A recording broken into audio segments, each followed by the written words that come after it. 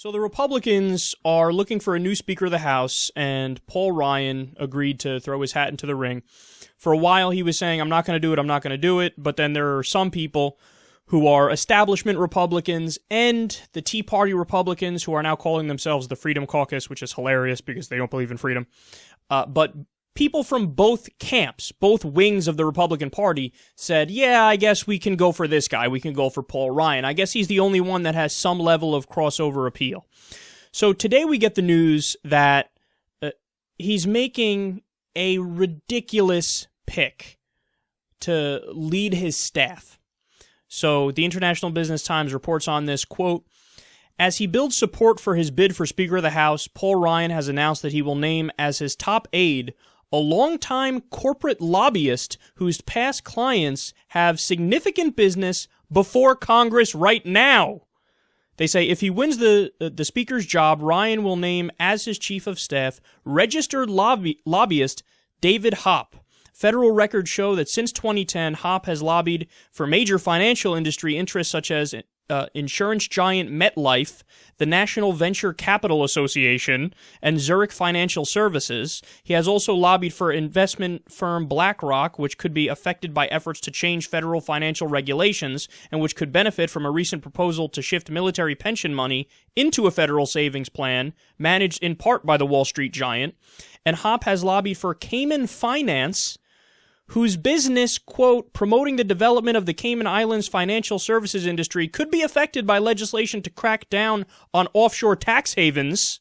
In 2015 alone, Hoppe registered to lobby for the Lebanese Al Mawarid Bank on issues affecting the Lebanese financial sector, online retailer Amazon on legislation dealing with internet sales taxes, and food giant Mars on the Farm Bill reauthorization and implementation, as well as, quote, legislation related to food and pet food regulation. Federal records show that Hoppe has also previously lobbied for the U.S. Chamber of Commerce, the National Association of Broadcasters, AT&T and the United States Telecom Association, Sony, and Entergy Nuclear.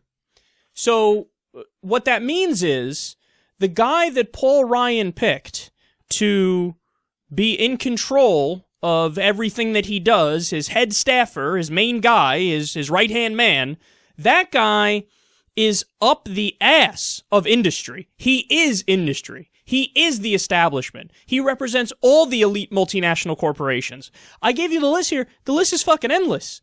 He has connections to everybody. So naturally, what arises from that is this obvious conflict of interest.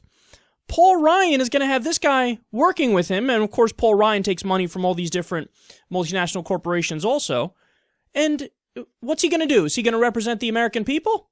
Or is he going to represent these special interests? I mean, the answer to that is obvious. You really think that they're there to look out for you and to care about your opinion and to push for legislation that the majority of the American people favor? Not even close. At this point, and here's the main takeaway, they're not even pretending anymore. They're not even pretending anymore, at least back in the day when there was corruption, and obviously there was corruption. There's always been corruption to one extent or another. They were self-aware enough to realize, ooh, this looks bad. Let's not do that. If I'm going to work with the corporate lobbyists, it at least has to be when I go to the country club on a Saturday and I play a round of golf and nobody knows, but I'm playing with the corporate lobbyist guy. I'm not going to hire that person to be the head of my staff. That's insane. But he does it. And what's the mainstream media doing? Not even a story. Credit to David Sirota of the International Business Times on this, because David Sirota might be the only person left in America who he'll do stories, and when he does the stories, it'll say breaking when it should say breaking.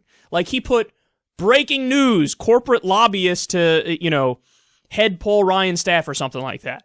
And I looked at that and I went, okay, that should be breaking news. That should be on CNN right now. That should be on MSNBC right now. That should be on Fox News right now. Don't make me laugh. That should be on the nightly news. They should be digging into this guy's career to find out, oh, okay, this is what he's about. He's about multinational corporations. He's about big business interests.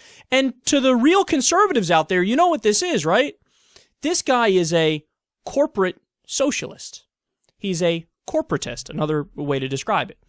And what that means is these guys don't actually believe in small government. They're not principled in their conservatism. No, they believe in small government for you. They believe in small government for poor people and middle-class people, but they believe in gigantic government for them, for people who are already rich. They believe in big government for the established corporations, for the elite. So they can raid the Treasury all day long when it comes to bailouts and bonuses and special subsidies and special tax breaks. But when it comes to food stamps, for example, cut that all day long. $1.30 per meal to make sure that kids don't fucking starve in America? Cut that.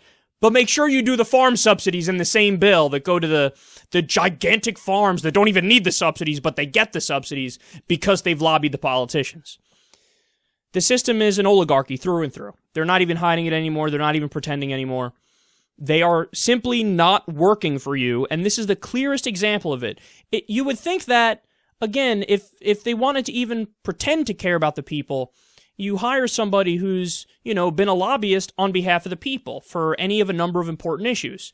Who do you want to be a leader on your staff? I don't know, maybe somebody who fought for preserving Social Security because the American people don't want to cut Social Security under any circumstance. Maybe somebody like that. That person would never be hired in that position. But they pick instead the people who are puppets to Wall Street. So now you know Paul Ryan, if you didn't already know, he as well is a puppet to Wall Street.